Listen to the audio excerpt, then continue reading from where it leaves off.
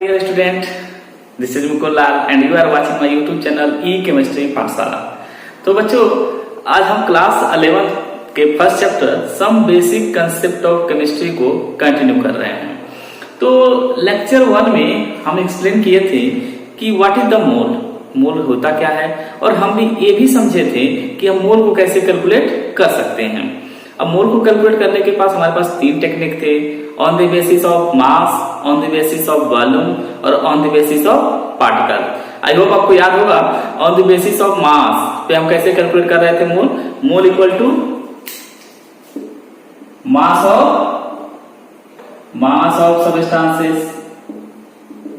Substances upon molar volume, molar mass. वहीं अगर on the basis of volume तो volume of substances divide by 22.4 litre. तो एक मोल में कितना वॉल्यूम होता है, 22.4 लीटर एट एसटीपी। वहीं अगर नंबर ऑफ पार्टिकल्स के बेस पे कैलकुलेट करें तो क्या होगा, number of particles divide by Avogadro number 6.022 into 10 to the power 23। तो ये 3 टेक्निक था हमारे पास क्या निकालने के लिए, मोल निकालने के लिए। अब देखिए, जब आप मोल आप कैलकुलेट कर लेंगे तो किसी भी सबस्टांसेस को जब हम किसी पार्टिकुलर लिक्विड में या सॉल्वेंट में, जिसको हम सॉल्वेंट बोलेंगे, डिजोल्व करते हैं तो कुछ कंसंट्रेशन टर्म्स आते हैं। उन कंसंट्रेशन टर्म्स को क्या है, थोड़ा सा एक्सप्लेन आज हम करने वाले हैं। जैसे कौन कौन से कंसंट्रेशन टर्म्स, जैसे हो गया हमारा मोलारिटी हो गया, मोलैरिटी हो गया, मोल फ्रैक्शन, नॉर्मलिटी। तो आज हम डिस्कस करने वाले हैं इन कंसंट्रेशन टर्म्स के बारे में। ये कंसंट्रेशन टर्म्स होते क्या हैं और इनको हम इजीली कैसे एक्सप्लेन कर सकते हैं। तो बात करते हैं my friend, my dear student, molarity की। तो बच्चों, कंसंट्रेशन टर्म्स को समझने के लिए सबसे पहले हमें यह समझना होगा कि हम सॉल्यूशन कैसे बना सकते हैं।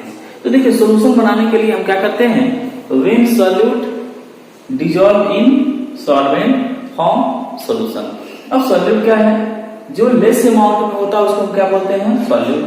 जिस पार्टिकुलर लिक्विड में हम डिसॉल्व करते हैं उसको सॉल्वेंट, और जब इन दोनों को मिक्स करने से जो रिजल्ट आता है उसी को हम क्या बोलते हैं, सॉल्यूशन। तो यहाँ पे ध्यान दीजिए, जैसे सपोज आपको साल्ट और वाटर का क्या है, सॉल्यूशन बनाना है। तो साल्ट क्या है, लेस अमाउंट में है तो क्या है, सॉल्यूट। वाटर हमारा क्या है, सॉल्वेंट। इन दोनों को मिक्स करने से जो साल्ट वाटर का सॉल्यूशन बना है, जिसको ब्राइन सॉल्यूशन बोलते हैं, इसको हम क्या बोलेंगे, सॉल्यूशन। तो बच्चों, ये बात तो क्लियर हो गया कि ये सॉल्यूट और सॉल्वेंट को मिलाने से क्या बनता है, सॉल्यूशन। अब देखिए, हमको करना क्या है कि हम जानते हैं कि जो भी केमिकल सब्सटेंसेस होते हैं उनका एक यूनिट होता है जिसको हम मोल बोलते हैं। तो सबसे पहले हम क्या करेंगे, ये जो हम केमिकल सब्सटेंसेस से डिसॉल्व कर रहे हैं इसका हम कैलकुलेट कर लेंगे मोल। हम मोल इसका क्या करेंगे, निकाल लेंगे। अब जब हम इसका मोल निकालेंगे तो हम ये देखेंगे कि कितना मोल सॉल्यूट क्या हुआ है, इस गिवन सॉल्यूशन में क्या है, प्रेजेंट है। यानी हम इसको अगर स्टेटमेंट में डिफाइन करें तो हम बोल सकते हैं mole of solute present in 1 liter of solution। Mole of solute present in 1 litre of solution. हम देखिए क्या करेंगे, एक बेस लीटर लेंगे, 1 लीटर। हम जितना भी कैलकुलेशन करेंगे सब 1 लीटर पे करेंगे। तो हम मोलारिटी को डिफाइन कर सकते हैं। मोलारिटी जो डिफाइन है, मोल of solute present in 1 litre of solution, not solvent, solution is called molarity. तो ये मोलारिटी को हम इसका फॉर्मूला लिखें तो मोलारिटी इक्वल टू हो जाएगा mole of solute divide by volume of solution in litre, volume of solution in litre. तो यहाँ पे मोलारिटी हम क्या कर सकते हैं, डिफाइन कर सकते हैं। एक बार और रिपीट कर लेते हैं, mole of solute dissolve in 1 litre of solution is called molarity, और it is denoted by capital M, capital M। इसको हम पढ़ेंगे मोलर, मोलर। तो ये हमारा हो गया पहला कंसंट्रेशन टर्म्स मोलरिटी। अभी हम बात करेंगे मोलरिटी की। तो कि मोलरिटी हम कैसे कैलकुलेट करेंगे, तो मोलरिटी निकालने के लिए वही सेम पैटर्न हमारे पास है कि हमने सॉल्वेंट को डिजोल्व किया तो सॉल्यूशन बन गया। अब देखिए सॉल्यूट को हम किस में कैलकुलेट कर लेंगे, मोल निकाल लेंगे उसका। लेकिन यहाँ पे एक ध्यान देने वाली बात यह है कि मोलरिटी हम डिफाइन करते हैं mole of solute present in 1 kg of solvent. Actually molarity में क्या था कि मोल of solute dissolve in 1 litre of solution, but in case of molarity mole of solute present in 1 kg of solvent. तो 1 kg solvent में कितना मोल of solute present है वही उसकी क्या कहलाती है, मोलरिटी। तो यानी मोलरिटी को हम अगर लिखना चाहे तो लिख सकते हैं molarity equal to mole of solute divide by mass of solvent in KG, mass of solvent in KG. Molarity को इसको हम डिनोट करते हैं स्मॉल एम से, और इस स्मॉल एम को हम बोलेंगे मोलल। जबकि मोलरिटी को डिफाइन कर रहे थे हम मोलर कैपिटल एम से, इसको स्मॉल एम से डिनोट करेंगे और इसको हम बोलेंगे मोलर। अब ध्यान दीजिए, इसे कभी कभी बात है जब आप न्यूमेरिकल सॉल्व करते हो, जिसे लिखा है 3m, इसका क्या मीनिंग निकलता है? इस 3m का मीनिंग ये निकलता है कि 3 मोल ऑफ, अच्छा कैपिटल एम है तो 3 मोल of solute present in 1 litre of solution. वहीं अगर हम 3 स्मॉल एम का लिखें तो इसका क्या मीनिंग निकलता है 3 मोल of solute present in 1 kg of solvent. तो मोलरिटी और मोलरिटी हमने देख लिया। अब बात करते हैं मोल फ्रैक्शन का। तो बच्चों मोल फ्रैक्शन हम सॉल्यूट और सॉल्वेंट दोनों का कैलकुलेट कर सकते हैं। जैसा कि आपको पता चल रहा है नेम से ही, मोल फ्रैक्शन वो क्या है, फ्रैक्शन है। मोल का क्या है, फ्रैक्शन है। तो सबसे पहले हम चाहें तो मोल फ्रैक्शन ऑफ सॉल्यूट और मोल फ्रैक्शन ऑफ सॉल्वेंट दोनों कैलकुलेट कर सकते हैं। ये जो साइन आपको दिख रहा है इसको हम बोलते हैं जेटा। तो यहाँ पे इसको हम पढ़ सकते हैं मोल फ्रैक्शन, तो इसको हम लिख सकते हैं पढ़ सकते हैं मोल फ्रैक्शन ऑफ सॉल्यूट, और इसको वो पढ़ सकते हैं मोल फ्रैक्शन ऑफ सॉल्वेंट। अब मोल फ्रैक्शन ऑफ सॉल्यूट और मोल फ्रैक्शन ऑफ सॉल्वेंट हम कैलकुलेट कैसे करते हैं थोड़ा ध्यान देते हैं। जैसे सपोज अगर आप अपने मार्क्स का परसेंटेज वैल्यू कैलकुलेट करते हो तो कैसे लिखते हैं, obtain marks upon total marks into 100। तो यहाँ पे करना क्या है, आपको 100 को रिमूव कर देना है। जैसे आप अगर हम बोले कि मोल फ्रैक्शन ऑफ सॉल्यूट निकालिए, तो मोल फ्रैक्शन ऑफ सॉल्यूट क्या हो गया, mole fraction of solute equal to mole of solute divide by mole of solution. अब देखिए इसमें दोनों आ गए, mole of solute plus mole of solvent दोनों आ गए। यही अगर हम बात करें mole fraction of solvent equal to, हम बोल सकते हैं मोल ऑफ सॉल्वेंट। देखिए जो आप जिसका निकालेंगे उसको ऊपर रखेंगे, divide by total mole of solution. तो यहाँ पे हमको एक बात देखने को मिल रहा है, जब मोल फ्रैक्शन ऑफ सॉल्यूट निकालना हो या मोल फ्रैक्शन ऑफ सॉल्वेंट, तो मोल फ्रैक्शन ऑफ सॉल्यूट निकालना है तो mole of solute divide by mole of solution. Mole fraction of solvent equal to mole of solvent divide by mole of solution.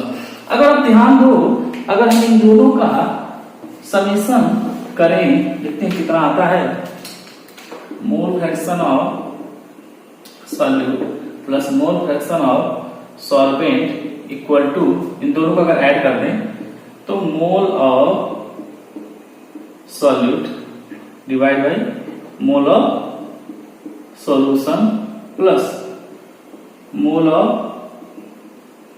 Solvent mole of solution.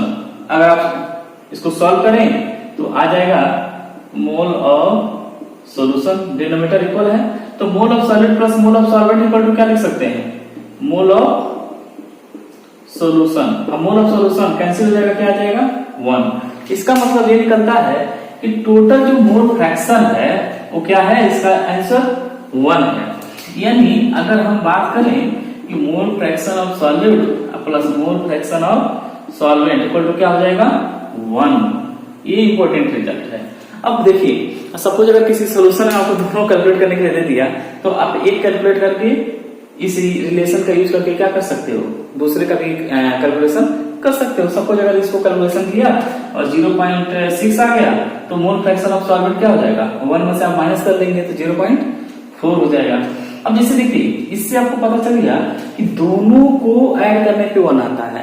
जैसे मान लीजिए question दे रहा है x sample कोई substances है जिसका मोल फ्रैक्शन क्या हो सकता है। पहला ऑप्शन 1.0, सेकेंड 1.5, थर्ड 0.5। अब राइट आंसर क्या है, जैसा कि आपको पता है कि कोई भी एक सैंपल है तो एक पार्टिकुलर निकालने का मतलब है दोनों अगर ऐड करेंगे तो 1 होगा, तो ये तो होगा नहीं, 1.5 होने का कोई चांस ही नहीं है। तो इसका राइट आंसर क्या है 0.5। तो मोल फ्रैक्शन में जो आंसर होंगे वो क्या होंगे, लेस देन 1 होंगे। तो आप इसको याद रखेंगे, यानी मोल फ्रैक्शन का कोई यूनिट नहीं होता क्योंकि मोल से मोल क्या हो जाएगा, कैंसिल हो जाएगा। तो एक बात याद रखना है कि मोल फ्रैक्शन हम कैसे कैलकुलेट। अभी हम 3 टर्म्स पढ़ लिए, मोलारिटी, मोलालिटी, मोल फ्रैक्शन। देखिए कभी कभी क्वेश्चन पूछता है कि इनमें से कौन सा कंसंट्रेशन टर्म्स टेम्परेचर पर डिपेंड करता है या कौन सा ऐसा टर्म्स है जो टेम्परेचर से क्या है, इंडिपेंडेंट है। अब ध्यान दीजिए मोलारिटी आप निकाल रहे थे किस बेसिस पे, वॉल्यूम बेस पे। क्या वॉल्यूम घट और बढ़ सकता है ना टेम्परेचर बढ़ाने पे। अगर हम टेम्परेचर को क्या कर दें, इंक्रीज कर दें तो वॉल्यूम क्या हो जाएगा, बढ़ जाएगा। टेम्परेचर को डिक्रीज कर दें तो वॉल्यूम क्या हो जाएगा, डिक्रीज हो जाएगा। तब तो मोलारिटी बदल जाएगी टेम्परेचर पे। तो मोलारिटी होता है MOLARTY। मोलारिटी क्या है, टेम्परेचर पे डिपेंडेंट है। लेकिन वहीं अगर मोलालिटी की बात करें, मोलालिटी का कैलकुलेशन आप किस बेसिस पे कर रहे हो, मास ऑफ सॉल्वेंट। अब देखिए जब मास ऑफ सॉल्वेंट आप करोगे तो मास को तो आप चेंज नहीं कर सकते हो। आप टेम्परेचर इंक्रीज कर रहे हो, डिक्रीज कर रहे हो, लेकिन मास को तो चेंज नहीं कर सकते। तो जो मोलालिटी है वो क्या है, टेम्परेचर से इंडिपेंडेंट है। वहीं अगर हम बात करेंगे यहाँ पे किसका, मोल फ्रैक्शन का, तो मोल फ्रैक्शन भी टेम्परेचर से क्या है, इंडिपेंडेंट है। कैसे, अब मोल कैसे निकालते हैं, mass of substances upon molar mass. तो दोनों मास ही मास है, मास को आप चेंज नहीं कर सकते हो, टेम्परेचर पे क्या वो डिपेंड नहीं करता है। तो दो ऐसे टर्म्स है, कौन कौन, mole fraction and molality temperature से क्या है, इंडिपेंडेंट है। वही मोलारिटी क्या है, टेम्परेचर पे डिपेंडेंट है। अब बात करेंगे एक लास्ट टर्म नॉर्मेलिटी की, और नॉर्मेलिटी हम कैसे कैलकुलेट करेंगे। तो बच्चों नॉर्मेलिटी हम कैसे कैलकुलेट कर सकते हैं, एक्चुअली नॉर्मेलिटी थोड़ा बहुत कॉम्प्लेक्स है, लेकिन मैं जिस वे से बताऊंगा अगर आप उसको फॉलो करेंगे तो नॉर्मेलिटी कभी भी रॉन्ग नहीं होगा। तो आप कभी भी जब नॉर्मेलिटी निकालना होगा तो आप 3 स्टेप को क्या करेंगे, फॉलो करेंगे हमेशा। तो फर्स्ट स्टेप में हम कैलकुलेशन करेंगे इक्विवेलेंट मास। सेकेंड स्टेप में हम कैलकुलेशन करेंगे ग्राम इक्विवेलेंट मास। और थर्ड स्टेप में हम कैलकुलेशन करेंगे नॉर्मलिटी। ध्यान रहे 3 स्टेप को अगर हम फॉलो करेंगे तो कभी भी नॉर्मलिटी गलत नहीं होगा, रॉन्ग नहीं होगा। जैसे क्वेश्चन से समझते हैं, एक क्वेश्चन के बेसिस पे हम समझते हैं कि नॉर्मलिटी हम कैसे कैलकुलेट करेंगे। 4.9 ग्राम H2SO4 dissolve in 500 ml of solution. तो इस क्वेश्चन के बेसिस पे हम नॉर्मलिटी कैसे कैलकुलेट कर रहे हैं, ध्यान दीजिए। तो सबसे पहले इक्विवेलेंट मास निकालेंगे। इक्विवेलेंट मास निकालने का टेक्निक है molar mass divide by acidity और बेसिसिटी और चार्ज। ये ऐसे भी देख लेते हैं, अभी मैं एक्सप्लेन करूंगा कैसे कैलकुलेट करते हैं। जैसे H2SO4 है, सबसे पहले एक बात और समझ लेते हैं कि एसिडिटी क्या होता है, एसिडिटी और बेसिसिटी क्या है। देखिए एसिडिटी किसका होगा, बेस का होगा। तो जो बेस सबस्टेंसेस है उनका क्या होगा, एसिडिटी। तो इसका हम कैलकुलेशन हम करते हैं count OH ions. OH ions को काउंट कर लीजिए, पता चल जाएगा कितना एसिडिटी है। जैसे NaOH क्या होगा, एसिडिटी कितना OH है 1, CaOH का होल ट्वाइस क्या हो जाएगा 2। तो जितना OH आयंस होगा वही उसका क्या होगा, एसिडिटी। बेसिसिटी किसका होता है, एसिड का। अब यहाँ पे काउंट H आयंस, H को क्या कर लेंगे, फाउंड कर लेंगे। जैसे H2SO4 है तो बेसिसिटी क्या होगा 2, या अगर हम बात करें HNO3 है तो क्या होगा 1। वहीं अगर CH3COOH है तो ध्यान दीजिए ये किस लिए आयनाइज होता है, ऐसे आयनाइज होता है, CH3COO- एक साथ और H+ एक साथ, तो केवल H+ आयनाइज हो रहा है, इसलिए हम केवल इसको कंसीडर करेंगे। तो यहाँ पे इसका H+ आयन, तो इसका बेसिसिटी क्या है, बेसिसिटी 1 है। तो एक बात तो क्लियर हो गया एसिडिटी और बेसिसिटी क्या है। अब देखिए इस बेसिस पे हम इसको कैलकुलेशन कर रहे हैं। Equivalent mass equal to molar mass. अब H2SO4 का मोलर मास क्या है 98 और इसका बेसिसिटी क्या होगा, 2 हाइड्रोजन है तो 2, तो इसको आप सॉल्व करेंगे तो कितना आ जाएगा 49। तो 49 क्या है, इक्विवेलेंट मास है। अब निकालेंगे हम ग्राम इक्विवेलेंट मास। अब ग्राम इक्विवेलेंट मास क्या है, सबसे पहले हम लिखेंगे given mass divide by equivalent mass, equivalent mass. अब देखिए गिवन मास, क्वेश्चन में गिवन मास क्या है 4.9 ग्राम, तो यहां लिखेंगे 4.9 ग्राम। इक्विवेलेंट मास क्या है, आप कितना निकाले हैं 49, तो आप डिवाइड करोगे तो आ जाएगा 0.1। ये क्या है, ग्राम इक्विवेलेंट मास है। अब इस ग्राम इक्विवेलेंट मास देखिए सबसे पहले हमने क्या निकाला, इक्विवेलेंट मास, फिर किस क्या निकाला, ग्राम इक्विवेलेंट मास। अच्छा ग्राम इक्विवेलेंट मास कैसे निकाला, given mass upon equivalent mass. अब नॉर्मलिटी हम कैसे निकालेंगे, gram equivalent mass divide by volume of solution in litre. यानी नॉर्मलिटी क्या है, gram equivalent mass present in 1 litre of solution is called normality. तो सॉल्व कर दें, ग्राम इक्विवेलेंट मास क्या है 0.1, वॉल्यूम ऑफ सॉल्यूशन क्या है 500, इसको किसमें चेंज कर लेंगे लीटर में, 1000 से डिवाइड कर दिया, सॉल्व कर लीजिए 0.1 1000 ऊपर divide by 500, 2 times cancel, 0.1 into 2 0.2 normality, 0.2 normality. तो यहाँ पे हम लिख सकते हैं 0.2 नॉर्मलिटी। तो यहाँ पे एक बात तो क्लियर हो गया कि आप इस बेसिस पे क्या कर सकते हो, नॉर्मलिटी कैलकुलेट कर सकते हो। एक रिलेशन और याद रखना है, normality equal to molarity into acidity और बेसिसिटी। यानी normality equal to normality molarity में क्या रिलेशन है, तो normality equal to molarity into acidity और बेसिसिटी। जैसे अगर हमारे पास 0.2 नॉर्मलिटी है और बोला कि इसका मोलारिटी भी निकालिए, तो नॉर्मलिटी क्या हो जाएगा 0.2, मोलारिटी हमको कैलकुलेट करना है मोलारिटी। अच्छा H2SO4 है उसकी क्या होगी बेसिसिटी, कितनी होगी बेसिसिटी, काउंट करिए H कितना है H2SO4 में 2, तो 2 रख दिए, तो मोलारिटी इक्वल टू हो जाएगा 0.2, 2 को डिवाइड कर देंगे हो जाएगा 0.1 कैपिटल एम। तो मोलारिटी क्या हो गया 0.1 कैपिटल एम। तो मोलारिटी और नॉर्मलिटी का आप इस रिलेशन का यूज करके इजीली क्या कर सकते हो, कैलकुलेशन कर सकते हो। तो यहाँ पे हमने इस वीडियो में हमने क्या किसकी बात किया, मोलारिटी, नॉर्मलिटी, मोलालिटी और मोल फ्रैक्शन का। एक चीज और हमने सीखा कि molality and mole fraction temperature क्या है इंडिपेंडेंट है, वही नॉर्मलिटी और मोलारिटी जो वॉल्यूम पे बेस्ड है वो क्या है टेम्परेचर डिपेंडेंट है। तो बच्चों इस वीडियो में हम इतना ही रहने देते हैं। नेक्स्ट वीडियो में हम क्या करेंगे, इसके बेस पे कैसे कैसे न्यूमेरिकल एग्जाम में आते हैं उसको हम सॉल्व करेंगे।